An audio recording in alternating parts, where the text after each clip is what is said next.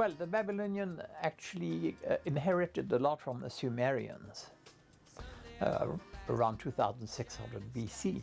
And we have the evidence of this because we have a text which lists some 23 different musical instruments.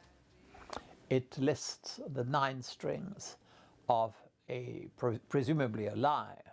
So this is the beginning of it all.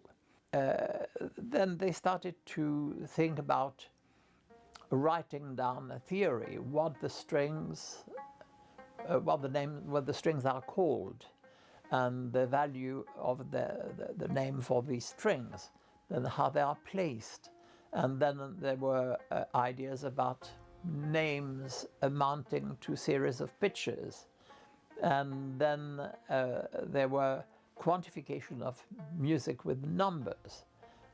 And it developed with the invention of regular numbers and coefficients and ratios of string lengths, which are the strict opposite to the ratios of frequencies. Whether they knew that it was a pitch, I don't really know, but they had the maths to do it.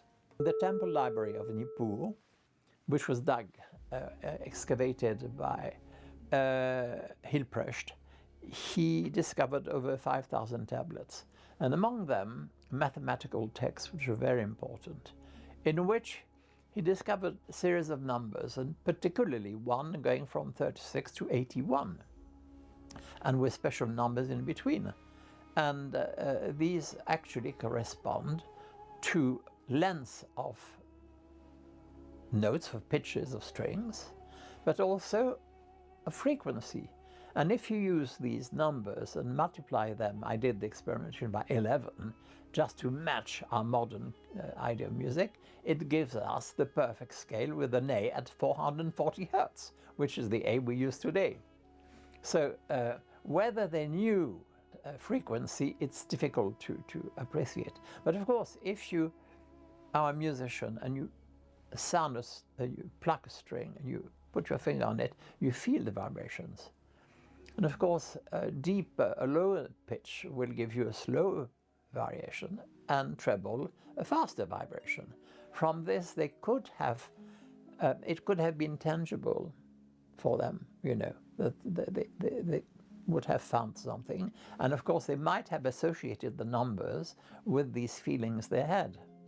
We have altogether about 100 fragmentary tablets.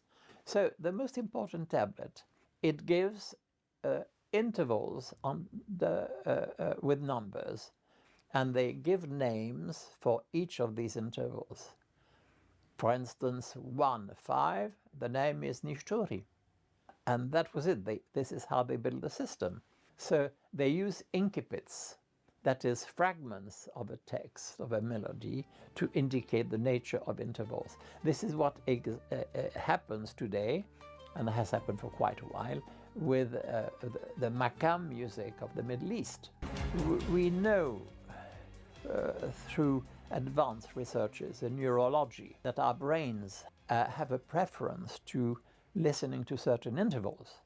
For instance, the fifths, the just fifth, is one of the favored. And how do we know this? Well, because we like fifths.